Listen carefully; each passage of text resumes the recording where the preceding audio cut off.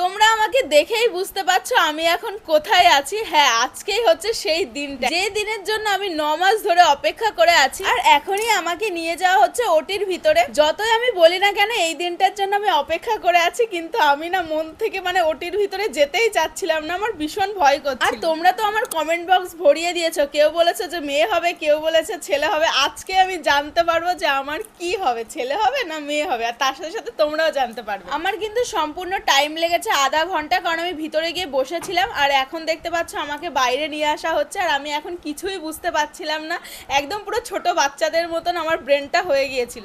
সবাই রেডি হয়ে গেছে, কারণ আজকেই সেই দিনটা ফাইনালি, যেদিন আমাদের বেবি ডেলিভারি হতে চলেছে। তোমরা সবাই অনেকদিন থেকে ওয়েট করছো, জানার জন্য কমেন্ট করছো।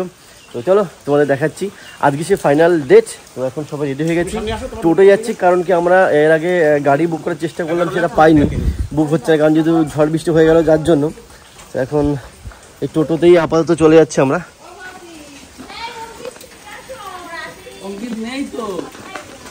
আমি তোমার কোন পাশে বসবো? যাবে তো পিছনে বস, চাপো না অঞ্জলি।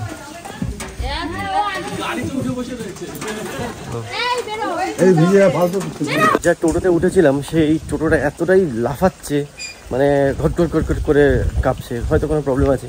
আর এখন তো অঞ্জলিকে এই অবস্থায়, তো ওই অবস্থায় ঝাঁকুনিতে নিয়ে যাবেই না, তার জন্য এখন ওই গাড়ি ছেড়ে দিলাম, ওই টোটো। এখন অন্য টোটোর জন্য কলটল করছি, এখন গাড়ি বুক করার চেষ্টা করছি, একটাতেও বুক হচ্ছে না, ওলা উবের কোথাও বুক হচ্ছে না। লাস্ট এখন কী করবো, আমি বাইক নিয়ে আসছি, বাইকে করে অঞ্জলিকে নিয়ে চলে যাবো, তারপরে মা বাবা দাদারা সবাই পরে আসবে। ফাইনালি চলে এসেছি আমরা ইকো নার্সিংহোমে, এখানে দাঁড়িয়ে আছে। আর বাইক নিয়ে এসে দেখতে পাচ্ছ ভিজে একদম চপচপ হয়ে গেছি। আর মা বাবা তারা সবাই এই ভ্যানে করে আসছে, টোটো করে, তারাও ছাতা নিয়ে আসছে। আর তোমাদের দাদা খুব বৃষ্টি পছন্দ করে, তার জন্য তো আমাদের বেবিটা বৃষ্টির দিনেই আসছে। আজকের দিনে রেট দিয়েছে, এখন কি করে হবে, বৃষ্টির দিনেই হয়তো হবে। হ্যাঁ, আর এখন সকাল 9টা বাজে, আর 10:30টার সময় ডাক্তারবাবু আসবে, আর এখন আমাকে ভর্তি করতে হবে। হ্যাঁ, ভর্তি করুন, তাতে করে কি আমরা ভর্তিটা হইনি। তারপরে ডক্টরের কথা মতন এখানে আমার ভর্তি করা হবে। তো তার জন্য অনেক কাগজপত্র জমা দিতে হচ্ছিল। আর যেহেতু আমি বাইকে করে ভিজতে ভিজতে এসেছি, চুলটুল না সব ভিজে গিয়েছিল, মানে অনেকটাই ভিজে গিয়েছিল। তারপরে এখান থেকে বলল যে আগে একটা ফর্ম দেওয়া হবে, সেই ফর্মটা ফিল আপ করে জমা দেওয়ার পর তোমাকে ভর্তি নেবে। তো এখানে থেকে ফর্মটা ফিল আপ করে জমা দেওয়া হলো, তারপরে আমাকে ওপরে যেতে হবে। তো আমাকে নিল লিফটের ভিতরে, আর যে যে লিফটের ভিতরে ধরবে ধরবে, আর যারা না ধরবে তারা সিঁড়ি দিয়ে ওপরে যেতে হবে। মোটামুটি আমরা সবাই একদম পুরো ভিজে গিয়েছিলাম, কারণ গাড়ি পাচ্ছিলাম না। আবার যেহেতু ডাক্তারে বলেছিল যে 10টার আগেই ভর্তি হতে হবে, 10টার দিকে মেন ওটি হবে, 10টা 10:30টার দিকে, তার জন্য তাড়াহুড়ো করে চলে এসেছিলাম। আর যে লিফটে করে যে দাদাটা আমাদেরকে নিয়ে আসলো, সেই দাদাটা আমাদের ভিডিও দেখে, আমাকে চেনে, তাই সেটাই বলছিল। আমি বাইরে দাঁড়িয়ে আছি, অঞ্জলি ভেতরে গেল, মা বাবা উপরে দাঁড়িয়ে আছে। টেনশন তো বুঝতে পারছো প্রচণ্ড পরিমাণে, কী হবে কখন হবে। এখনও দাদারা আসেনি, দাদারা আসবে এখনও। তো যাই উপর দিকে যাই, কি হচ্ছে দেখি। তারপর আমি রুমের ভিতরে গেলাম। তারপরে ওখানকার যে মাসিরা থাকে, সেই মাসিরা ড্রেসটা সবার ফার্স্টে চেঞ্জ করিয়ে নিল।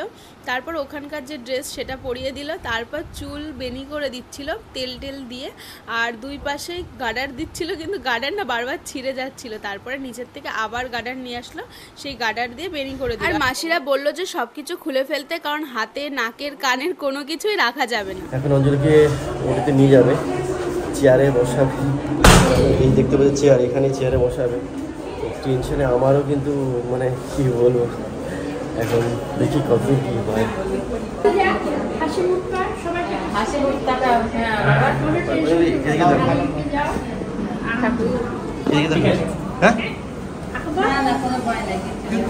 কোনো কিচ্ছু হবে না,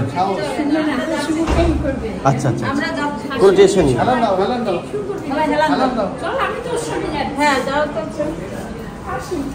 আমি আছি, তুমি টেনশন করো না অঞ্জলি, টেনশন করো না, আমি আছি, তুমি টেনশন নিও না, কোনোভাবেই টেনশন নিও না। ফার্স্টে যখন আমাকে চেয়ারে বসালো আর মাসি বলল যে তোমাকে ওটি রুমের ভিতরে এখন নিয়ে যাওয়া হবে, আমার না তখন একদম পুরো দম বেরিয়ে গেছে ভয়তে। আর একটু সময় যদি রাখতো ওখানে, আমি কেঁদে ফেলতাম। কিন্তু তখন মাসি বলল না না, এইভাবে কাঁদতে কাঁদতে যেতে হয় না, হাসি মুখে যেতে হয়। আর সবাই বলছিল টেনশন করো না, টেনশন করলে যদি বিপি হাই হয়ে যায় তাহলে আজকে আর ওটি হবে না। তার জন্য আমি একটু হাসছিলাম, কিন্তু ভিতর থেকে আমি একদম পুরো ভেঙে পড়েছিলাম। মানে আমার যেতেই ইচ্ছা করছিল না ওটির ভিতরে। আমার যে কি হচ্ছিল, আমি সেই মুহূর্তটা আমি কাউকে বলে বোঝাতে পারবো না, আমি ভীষণ টেনশন করছিলাম। অবস্থা বুঝতেই পারছি, সঙ্গে সঙ্গে আমার অবস্থা খারাপ। আমার বাড়ির লোক সবাই ছিল, কিন্তু কে কোথায় ছিল আমি কিচ্ছু দেখছিলাম না। আমি শুধু ঠাকুরকে ডেকে যাচ্ছিলাম যে ভগবান তুমি দেখো, সামান্য একটু কেটে গেলে আমি ভয়তে কি করি, আর সেখানে আমি ওটিতে যাচ্ছি। মানে আমি শুধু ভাবছিলাম, আর কান্না চোখ ছলছলও করছিল, কাঁদছিলাম না, কিন্তু ভীষণ মন থেকে ভীষণ ভয় লাগছিল। আবার এদিকে টেনশন করাও যাবে না বলছে, নাহলে আজকে আবার ওটি হবে না। কি যে জ্বালা, আমি মানে বুঝতে পারছিলাম না যে কি করব না করব। আমি শুধু ভাবছিলাম যে ওটির ভিতরে না গিয়ে আমাকে যদি এমনি এমনি আমার বাচ্চাটা কোলে দিয়ে দিত তাহলে কি না ভালো হতো, এরকম ভাবছিলাম। আমার ভীষণ ভয় করছিল। আমি তো এমনিতে একটু ভীতু মানুষ, অল্পতে ভীষণ ভয় পেয়ে যায়, আর এটা তো মানে আমার জীবন বেরিয়ে যাচ্ছিল এখানে। আর এখানে যখন ওটির ভিতরে রুমের ভিতরে ঢুকিয়ে দিল, এখান থেকে আর বাড়ির লোক কেউ মানে সাথে থাকবে না, সবাই ওটির বাইরেই দাঁড়িয়ে থাকবে। আর এখান থেকে আমাকে ওটির মধ্যে ওই ভিতরে আছে একটা রুম, ওই রুমের ভিতরে এখন ঢুকিয়ে দেবে, আর বাইরে সবাই এখানে অপেক্ষা করবে। আর আমি যখন এসেছিলাম তখন আমার শাশুড়ি মা, আমার শ্বশুরমশাই, আমার মা আর তোমাদের দাদা এই কজনই এসেছিলাম। আর পরে এখানে দেখতে পাচ্ছি যে বড়দা, বড়দি আর ভাইও চলে এসেছিল, আর এখানে সবাই অপেক্ষা করছিল ওটি রুমের বাইরে। আমরা এই মধ্যে ওটির বাইরে রয়েছি, মানে সবারই মুখের অবস্থা একবার দেখি না। ভাই রয়েছে, দাদা রয়েছে, আর এদিকে তো মা রয়েছে, বড় বৌদি, বাবা বসে রয়েছে। এখন কি বলে সবাই কিছু বলতেও পারছে না। দাদু ঠিক আছে,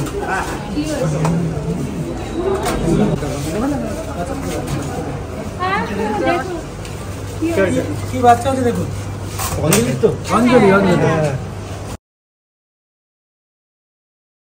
আচ্ছা বাবাকে।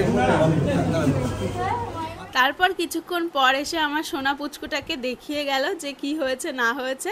আর এটা হচ্ছে বাচ্চার ডক্টর, তো সেটাই বলছিল যে কখন হয়েছে বাচ্চা, আর বাচ্চার ওজন কতটা হয়েছে, এই বিষয়গুলোই বলছিল। আর তার সাথে সাথে আরও অনেক কিছু বলছিল, কিন্তু আমি তো কিছুই জানি না। আমিও এখন এই ভিডিওর মধ্যে দিয়েই দেখছি যে কি হয়েছিল না হয়েছিল। আমি তো তখনও এখনও ওটির ভিতরে ছিলাম, আর আমার অপারেশন চলছিল তখনও পর্যন্ত। বাড়ির সবাই তো ভীষণ টেনশন করছিল, কিন্তু যখন শুনলো যে বাচ্চা সুস্থ আছে তখন একটু সবার মুখে হাসি ফুটলো। কিন্তু তখন আমি ওটির ভিতরে ছিলাম, তার জন্য এখনও সবার মনের ভিতরে টেনশন যায়নি, তবুও সবাই হাসছিল। আর বাড়ির সবাই বলছিল আমার মাকেও হাসতে, কারণ মা ভীষণ কান্না করছিল তার জন্য।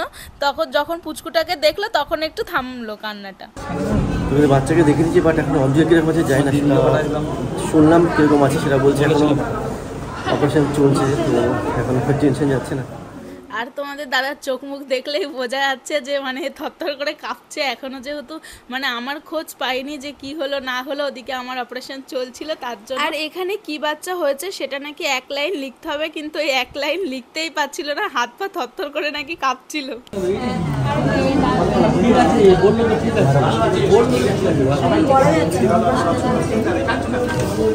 আর যেহেতু আমি এখনো ওটি রুমের ভিতরে ছিলাম, আর আমার শ্বশুরবাড়ির সবাই মিলে আমার মাকে বোঝাচ্ছিল যে না অঞ্জলি ভালো আছে, তুমি আর কেঁদো না কেঁদো না, কিন্তু আমার মা কাঁদতে কাঁদতে পুরো ভাসিয়ে দিয়েছে। আর এটাই হচ্ছে আমার ডক্টর, মানে আমি যাকে দেখাই আর অপারেশনটা যিনি করেছেন। আর এখানে বাইরে এসে সবাইকে বলছিল, মানে সবাইকে বলতে বাড়ির লোককে বলছিল যে কি হয়েছে না হয়েছে ব্যাপারটা, আরও অনেক কিছু বলছিল। আমি সব কিছু এখন তোমাদের সাথে সাথে আমি নিজেও দেখতে পাচ্ছি যে কি হয়েছে না হয়েছে।